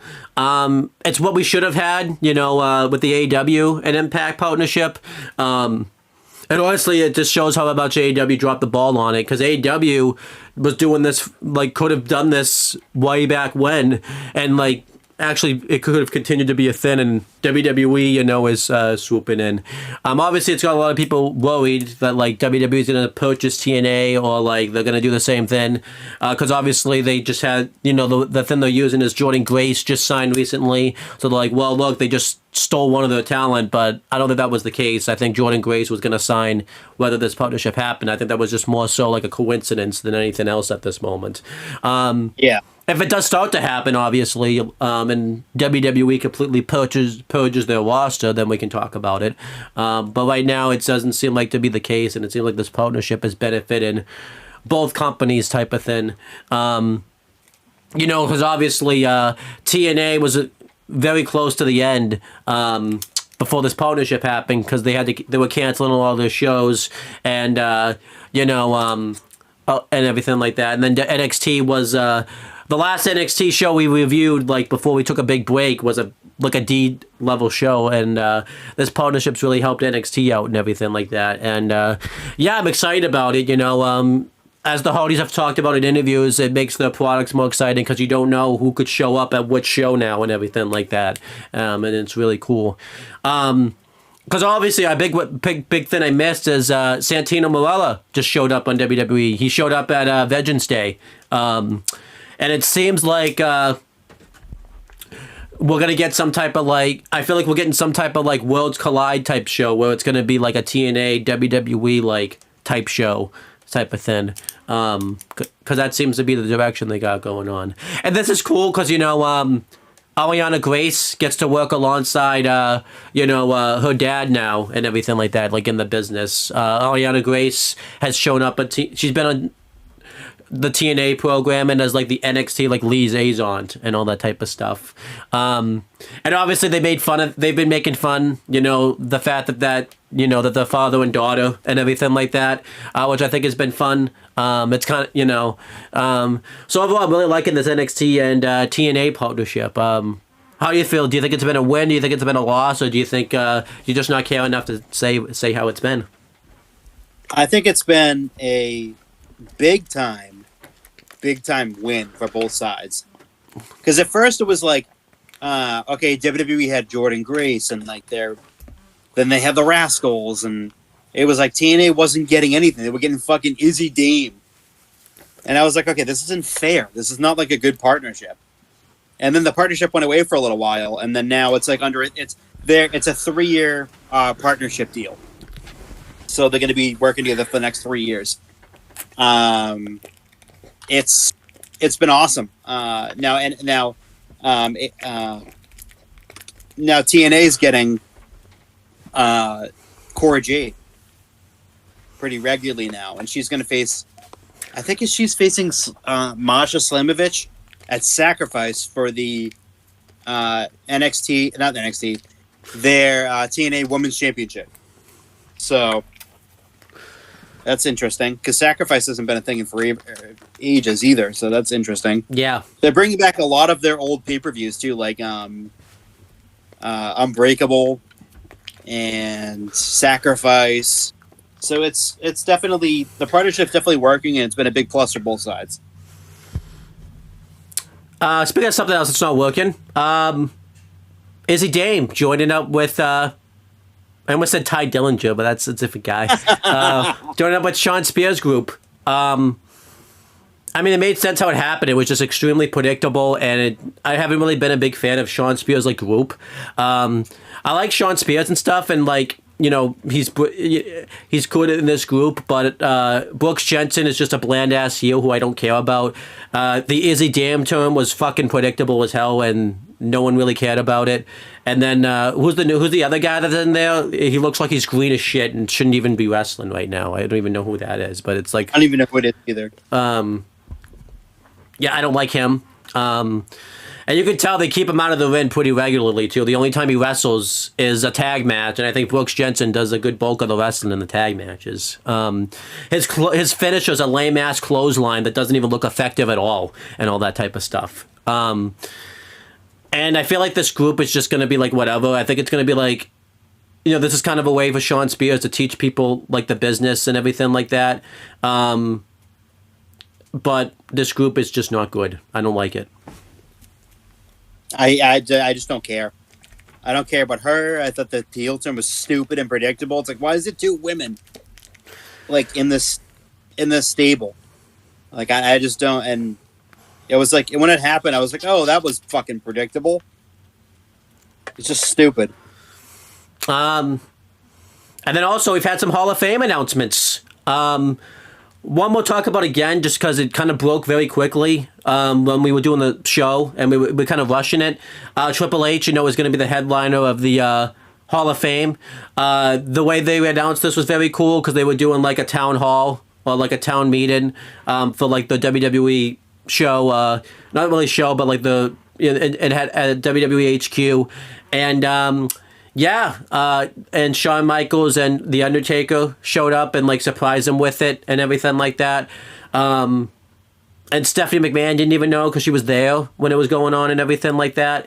And I think Nick Khan knew, right? He's the one that set this up, I'm pretty sure. And this was really cool. Yeah. Triple H obviously deserves to headline the Hall of Fame. We've talked about like how much he's contributed to wrestling. He's been in the WWE since 1995, probably even longer. He's been wrestling like since 93 and stuff. And I'm excited, to see what his Hall of Fame speech was like. Obviously, he's already in the Hall of Fame. He's in with DX, but this is kind of the first time he'll go in as his own. Obviously, this has led to some speculation whether or not he actually did know and he picked himself type of thing because he runs the company and everything like that. The Wrestling Observer, Vince Russo, and like Sean Ross Sapp has been speculating did Triple H choose himself, and they're making it seem like he's a surprise. I generally think he didn't know. I don't, I feel like when someone announces they're going to the Hall of Fame, they don't know type of thing. And I think it was pretty genuine. And I feel like Shawn Michaels and The Undertaker had a pretty good cop-out because it was when they were doing advertising for the LFG show that's premiered recently. So I generally think he didn't know. And I think he definitely should go in. We've speculated before who inducts him. I think it's going to be Shawn Michaels who inducts him. But personally, yeah, how do you feel about Triple H going into the Hall of Fame? I know we kind of talked about it already, but we haven't really been able to do a deep dive into it. And do you think he knew, or do you think he chose himself type of thing? Or do you think he genuinely was surprised? I think he was genuinely surprised because I don't think he would have thought that he would have gone in as a solo act, which he deserves to be in as a solo act. But yeah, I like it. I like that he's the headliner. I'm very pleased that he's in it. But then we have another person who's been announced recently, and Triple H got to get one back on the Undertaker because during one of ESPN's shows, Michelle McCool and the Undertaker were doing advertising for LFG and things like that, and then Triple H showed up really randomly. And basically announced that Michelle McCool is now going to be joining the Hall of Fame. I think this is very much deserved. Michelle McCool was a big part, some in good ways, some in bad ways, of the women's division in WWE. She was the first Divas champion. She won the women's title a few times. She was a big act in Lay Cool and everything like that. And I think Michelle McCool definitely deserves to be in I almost said the women's division, but no, the Hall of Fame. He almost deserves to be in the women's division. Yeah, I mean, she very much deserves that too, because she qualifies in the women's division. But yeah, how do you feel about Michelle McCool going into the Hall of Fame and everything like that? I like it a lot. It's time, and yeah, she deserves it. She was an awesome part of that Divas division. Huge part of it for a very long time. Yeah, she definitely, absolutely deserves to be in. And then, yeah, obviously, as for who inducts her, I could see it being like Mickie James, since, they did a lot of stuff together. I could see Layla coming back and inducting her since they worked very closely together. Her husband, Mark The Undertaker Calloway, could induct her, because obviously that's how they met and everything like that. That's it. I don't know who else who can induct her. Those are like the three people I can think of. So Layla. Yeah, Layla would be cool because we haven't seen Layla in the WWE bubble since she left. It's been a long time. So, but yeah, and also we're hearing rumors the Hall of Fame's gonna have a different presentation this year. It's not gonna take place after SmackDown, I guess. We still don't know what that means, but I'm kind of excited to see what that does mean because I like the way they've done the Hall of Fame recently, but if the change is for the better, I'll be okay with it. How do you feel about, and plus too, I think it's tough to kind of do the Hall of Fame, after SmackDown, because I feel like SmackDown doesn't suffer, but then you're stuck waiting a while because they have to set up the Hall of Fame win and everything like that. So how do you feel that the Hall of Fame is going to have a change in scenery and production and everything like that? I like it. It needs it, for sure. It needs to feel special. It hasn't felt special. Hasn't felt special in a long time. So I kind of like that they're going to do it. I hope they do it in a different arena, at a different time. They might do it at your house. Yeah. Would you like that if they did it at your house? Yeah. Would you go to it or nah? Nah. You're just watching it from your window when you can legit sit down and go there type of thing. You're like, yeah, I'm just gonna watch it from. You're watching it on your TV when you could be there. It's at your fucking house. Yeah, I'm just watching on TV.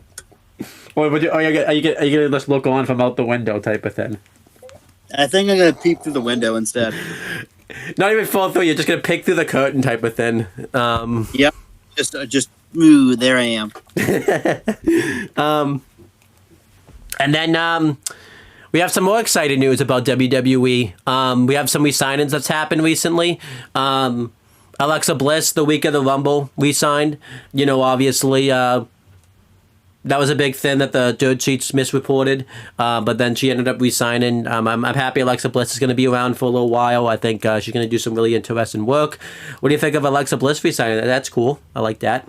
I like it. I like it a lot. And you know, she's doing a lot of fiendish type shit again. So I'm very I am very ready for it. Are you scared of it? Yeah. No. You gotta fucking grow up, dude. You can't just be scared of everything you fucking see. Like, you gotta grow up. Well, you didn't grow up when 2003 came without a mask on. That's true. I did. You didn't. You want to talk about the big signing too that's happened? It's a big re-signing that happened like shortly after the Rumble, and the same time Alexa Bliss re-signed and everything. He broke your heart recently. Well, he broke my heart recently. He might. Oh, he broke your heart. Yeah, it was Kevin Owens, 4-year deal for Kevin Owens. I would assume Sammy re-signed for the same length. But yeah, that was a big, a critical re-sign for WWE. He's going to a big program with Sammy right now, and then apparently the WrestleMania match is against Randy. So that's interesting. I am very much looking forward to that. Yeah, they needed to get those done, and they got them done. He didn't test himself though. He didn't need to. Did not test himself. He already tested himself. He tested himself to see how fast he could sign that contract. And he did. You proud of him?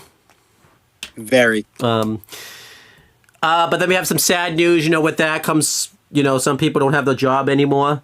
We've had some releases in WWE recently. It's always sad when we have release time because it sucks to see the wrestlers lose their jobs and everything like that. I understand it's a business, so they make the cuts and everything like that. But it's always sad to see releases happen and everything like that. I'm not going to pretend though to be like some of these wrestling fans though that like all of a sudden now are like big fans of them and like bury the company that they release these people. You know, because some people were like, oh yeah, I can't believe they released like this person. I can't believe they released like this person and all that type of stuff. You didn't care about them. Yeah. So why do you care about them now? But yeah, let me see if I can find some of these releases. So I had it up, and then like Facebook decided like, nah, you don't get to have this anymore. Like, fuck you. You don't get it this. Was Sonya Deville. Yeah. Okay. I got so the 12 releases. There's been more since then, but it was Duke Hudson was the start of it. That was kind of weird in the beginning, you know. He didn't get released the same day, but he got released the same week. I was pretty sad to see Duke Hudson. I'll just mention all of them. We could talk about each one. So yeah, it was Duke Hudson, Electro Lopez, the Good Brothers, Carl Anderson and Luke Gallows, Giovanni Vinci, Isla Dawn, Blair Davenport, Sonya Deville, AOP and Paul Sullivan, and then Cedric Alexander. And then obviously the ones that come out recently is Carmella just doesn't seem like she's in the company anymore. I guess we'll go through each one. You know, Duke Hudson was kind of sad, you know, because obviously they just broke up Chase U. Even though it seems like it's coming back, I don't know what's going on with that. But yeah, he was a pretty big feature in the Chase U early days and everything like that. And he's been with the WWE for a while, in different variations. And it'll be interesting to see what he does. I think he's going to do really well outside WWE, whether that's in TNA or whether that's somewhere else. You could just work the local indie events type of thing. Yeah, Duke Hudson, how'd you feel about that one? I was surprised at first, but when they talked about it more, it's like Triple H didn't really see him as like a main event, a main roster player, which I could see. Yeah, and then Electra Lopez, you know, got released. Obviously, this was kind of shocking because she was on SmackDown like that day, type of thing. But obviously, not surprising, you know. You know, she was just the manager of Legado, and it didn't really seem like she was really improving, type of thing. So how do you feel about Electra Lopez being released? I didn't care. Like she's very like bad. so I don't care. Yeah, wrestling might not be in the cards for her. We'll see what happens with Elektra Lopez. So, Well, she is starting contract with TNA right now, so yeah, she could end up doing well in TNA. Steph Delander's, done well outside WWE, so we'll see what happens there. Then we have the Good Brothers. This one was kind of sad. I'm a big Good Brothers fan, and I like the Good Brothers. It was kind of shocking, too, because Carl Anderson's injured, and usually WWE hasn't released people when they're injured, so you would think the same thing would apply, but that doesn't seem to be the case. Maybe this could be a good thing for them, though, because they were kind of getting stagnant in WWE, especially like in that NXT one. They were just starting to lose matches, and it seemed like they didn't really care anymore. So this could be a good thing for them. I hope they go back to TNA or New Japan, because that seems like where they have their best runs, especially that TNA one they were having, like right before they re-signed with WWE. Once Carl Anderson's fully healthy again and everything like that, because he was going to be out anyways until after WrestleMania. But, I kind of think... I feel like WWE kind of dropped the ball on the Good Brothers a little bit because AJ got hurt like at the end of 2022, and it seemed like they didn't really know what to do with them. And then it looked like they were going to start to get stuff going again, but it just seems like WWE could just never get the Good Brothers like correct. I think this time around it was more so like the Good Brothers just really didn't care. Not in a bad way, like they didn't give a shit, but I think they were just kind of at the point where they were ready to put over that next generations. But how do you feel about the Good Brothers getting released? This one kind of upset me. it was kind of shocking to me because I like if Anderson came back, I could have seen them getting back together again. So with the OC, but that's the most shocking of them all because I just didn't expect it. I think that's their last run in WWE. I don't think they're ever going to go back again. So I mean, I could be wrong. They could go back again in a year or two, but their best bet would probably be TNA or New Japan. Yep. Giovanni Vinci's not really shocking. Obviously, we thought he would have been in with the releases with Corbin and stuff. It was kind of shocking. He got he didn't get released then, but this one is really not really shocking, but it's just really questionable considering the fact that like they took him out of Imperium and it seemed like they had no plans for him. He could do pretty well. I think he could have a really good TNA one. Back as Fabian Eichner again and everything like that, and be really aggressive. Or he could do some stuff with the NWA. He could go to New Japan and be a good challenger for like the TV title division and stuff like that. He could just do local indie events and stuff too. I did this stuff for Giovanni to do, but yeah, it's kind of sad. What do you think about Giovanni getting the boot? It didn't surprise me. Just because he just wasn't fucking do anything, and there's no point in keeping someone around that's not going to do anything. So instead of, having him sit around and fucking do nothing, might as well just let him make some money elsewhere. Yep. And then Isla Dawn got released. Kind of surprising it was just her and not Alba Fire that they kept her. But Isla Dawn got released. Again, she really wasn't doing anything either. They tried to revive that tag team in NXT again, but it kind of really wasn't working. I actually think she could do some really good things. TNA would be the perfect utilization for her because she was doing that gimmick anyways, where she was like a vampire or whatever. And I think that gimmick could be done really well in TNA because TNA usually likes to do outlandish gimmicks that you don't think would work, but would work, like with Rosemary and things like that. I think that could be really a good utilization for Isla Dawn and everything like that. So, Isla Dawn, I think, could do some really good things outside of WWE. What do you think of Isla Dawn getting released, getting the boot? It doesn't bother me. Yeah, it just doesn't. It doesn't bother me.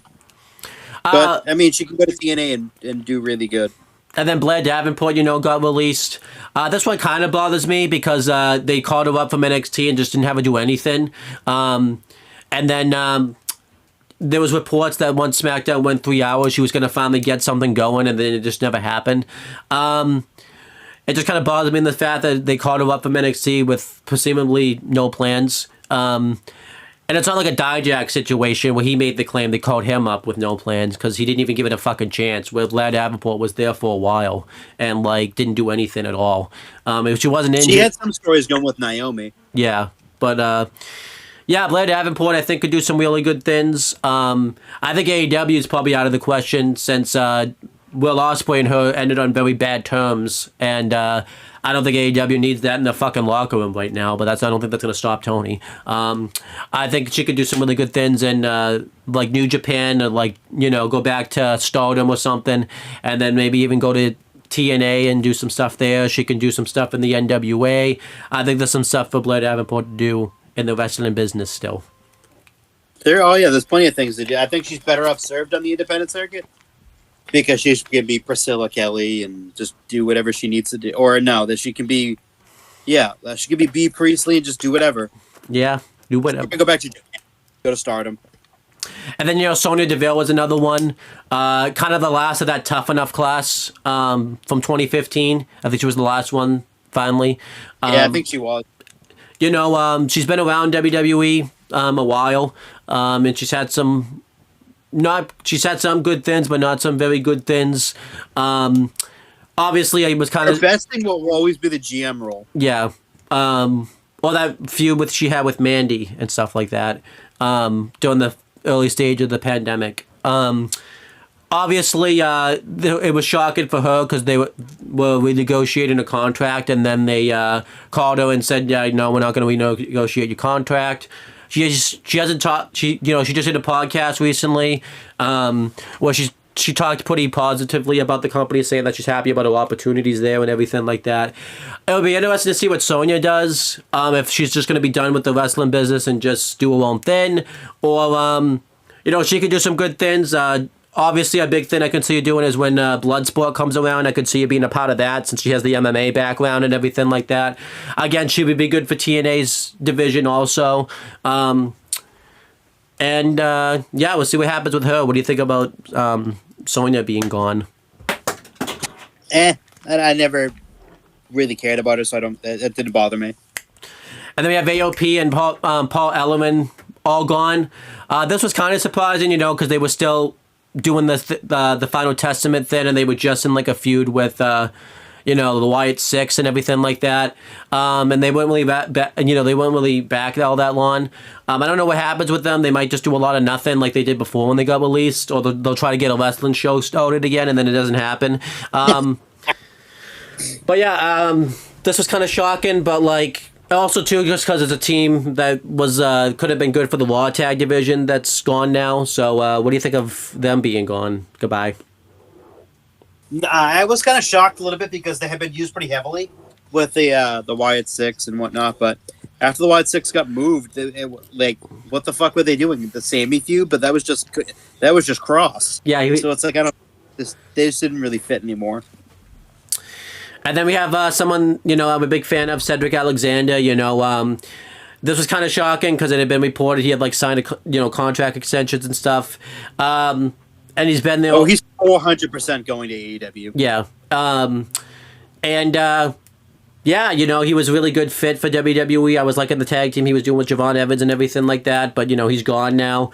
Definitely going to AEW. He's going to be part of the Hurt Syndicate. And it could go really well for him, because the Hurt Syndicate's getting pushed pretty heavily in AEW and everything like that.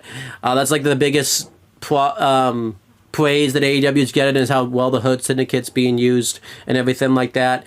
The only thing that could stop him from going to AEW is, his wife, Big Swole, had like a really bad fallout with AEW when they left and everything like that. But I feel like that's only going to stop him, I don't think. I would prefer him to go to TNA for the X Division type of thing, because I think he could be a really good fit for the X Division. But he's definitely going to AEW to be a part of the Hurt Syndicate. And it could go real well for him, because the Hurt Syndicate's being pushed real strong, or it can go real bad for him, and he could get lost in the shuffle in the Hurt Syndicate very quickly. So what do you think about Cedric and stuff? It was kind of surprising, because he was in kind of like a big feud with Ethan Page and Javon Evans. So to see him get released was kind of surprising. He's going to AEW 100%. Yep. And then Carmella, she's obviously been out of the limelight for a long time with some health issues, and she's has a daughter now and everything like that. I don't think that was a release. I think they just didn't renew a contract and everything like that. And there's no reason to renew it if she's not going to come back anytime soon or anything like that. And I feel like she's just going to stay home and do the mom thing until she feels like she just wants to wrestle again and all that type of stuff. So what do you think of Carmella's contract? I wouldn't say she was a release. I think it's more so they just didn't renew a contract and all that type of stuff. I just don't think she's wrestling. So it didn't make any sense for them to keep her. Yeah, I just don't know. She's having surgery for her drop foot. Maybe that might be able to help because it kind of fucked up her leg when she had her child. But I just don't know. Like if she's gonna come back to wrestling, I'm pretty sure WWE would be the first one to offer a contract. So yeah. I know a lot of people, were very upset with these releases. And they're saying, Triple H is more ruthless than Vince, but everyone kind of has to remember that Triple H, at the end of the day, isn't the one running the day-to-day operations. TKO, I don't think is, and all that stuff aren't going to just keep people around and pay people if they're not really doing anything and everything like that. And I think, in the wrestling business, it's good to trim some of the fat sometimes. That's not really doing anything, type of thing. That was kind of a big Vince issue where he was just signing people so AEW or other wrestling companies couldn't get them and they were just sitting in catering. And I would rather... I don't love it when people lose their jobs, but I would rather, if people have to lose their job, I would rather... people not also be sitting around and catering because it's a waste of companies' money and everything like that. And that's the biggest issue going on in AEW right now. Before the recent releases that we'll get to, and I'll let you talk about. It's not really good to keep people just sitting around doing catering and not really doing anything type of thing because you're wasting money and you're wasting just their time and they could be doing something else. So what do you think about that little comment right there? it's great. Do you agree with Great that? comment. Do you agree with that comment? Do you think they should all just be fucking kept and like? Yeah. I think the right thing to do is to release Phoenix from his fucking contract now. Right fucking now. Yeah. But Not 3 months from now. Now. But yeah, I'll let you talk about the last topic on here because this is a topic we've been like speculating off camera and everything like that. And even though it doesn't seem like a WWE like thing, we've had some AEW releases, and one of them actually shown up recently that we forgot to talk about in the fucking topics because I fucking took it out of the notes by accident. But yeah, why don't you talk about the AEW releases that have just happened recently that could be very influential to the WWE the side of things. So, Malachi Black, Miro, and Ricky Starks have all been released from AEW, and Phoenix is negotiating a contract release, but it's been a few weeks, and I don't know when the fuck that is because people have told Tony Khan to fucking speed it up. Soon, I hope. But yeah. And Ricky Starks recently has been around WWE. Meaning like he was released like on fucking Monday and then the next day he showed up on fucking NXT TV.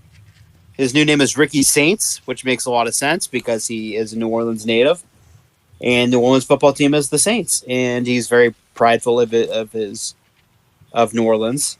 So I totally get it. I expect Miro and I expect Rusev and Aleister Black to be back very shortly. Mm-hmm.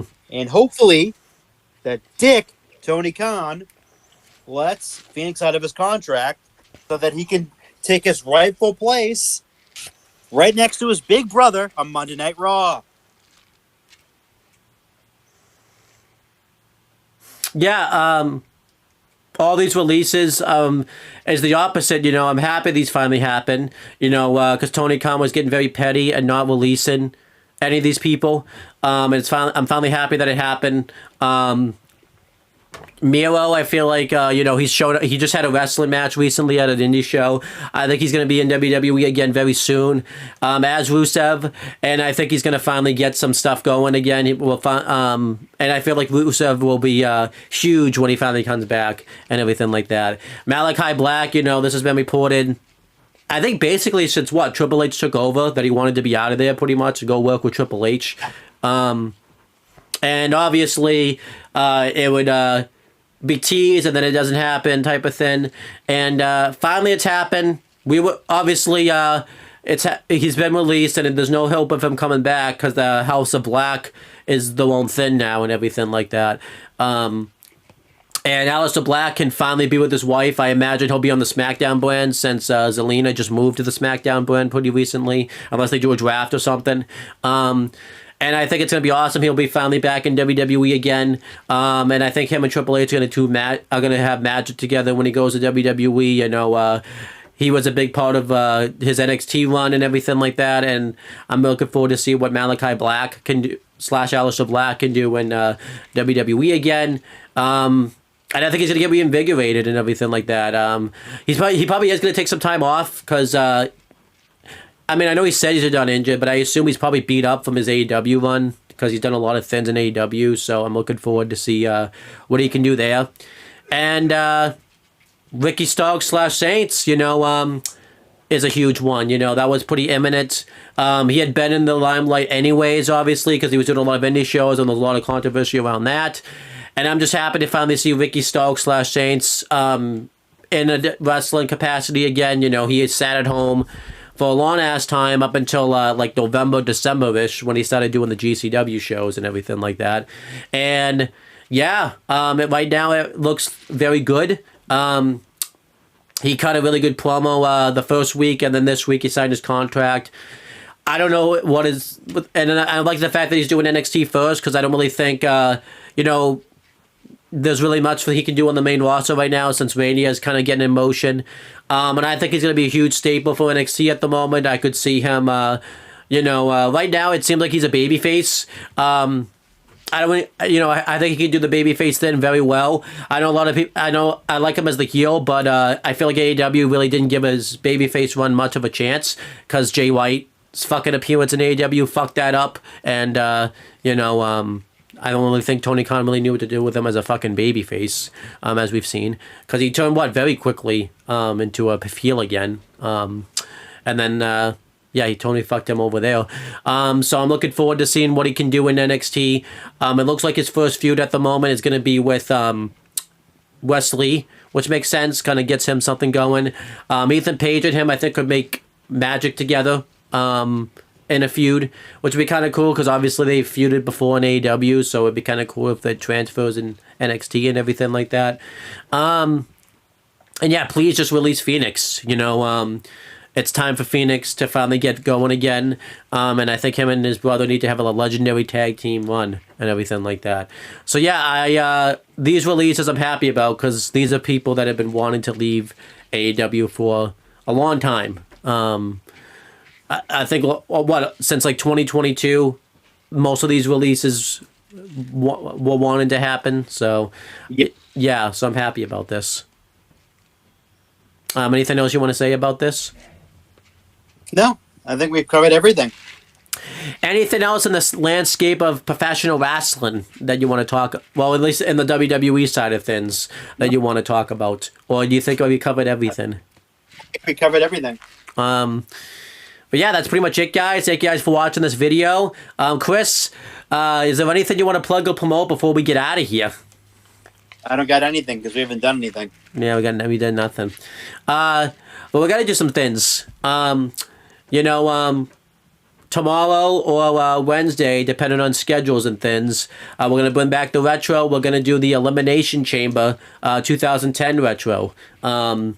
Because it was 15 years ago where the first Chamber pay-per-view took place, and that's when John Cena won the Chamber, so we're going to do that retro. And that'll be interesting, because I don't really remember much of that show. It's just that thin, I think, but it will be interesting to see what happens here. And then You know, we have some retros, you know, that we've been planning on for a while. Once Chamber ends, we're going to do a lot of Mania retros, and we're going to do some retros involving John Cena. I know we keep saying that, but then just then shit happens. But yeah, the Mania retros we have planned, Chris's picks are WrestleMania 17, 34, and 35, and my picks are WrestleMania's 20, 33 and 36, which I don't think Chris is looking forward to 36 probably, because he's gonna have to watch no fans wrestling, which he's not gonna like. I kind of am looking forward to going back and watching the Firefly Funhouse match and the Boneyard match. Yeah, so those are I'm probably the most excited to rewatch again. And then you know, other retros, you know, we might do some. We have some planned throughout the year. The docuseries is coming back. Chris and I are going to cover whatever episodes it is. It might be the first 3 episodes at this point of LFG, because, you know, we started watching that, and he watched the first 2 episodes. I've only seen episode 1, so, yeah, it's looking good. Yep, about 30 minutes into episode 2. Oh, okay. So, I bet you were like, oh, damn it, I'm 30 minutes into it. I gotta come do this fucking crap. Like, yeah. That's exactly what it was, too. I bet you were like, I bet you looked at your phone and like, damn it, I gotta do this shit now. But then, yeah, and then, you know, as for the Only Talking side of things, just keep watching that channel for the Red versus Blue and Yellow Jackets videos coming up. And, yeah, that's pretty much it, guys. Thank you guys for watching this video, and since this is being recorded in the past, we will talk to you guys in the future.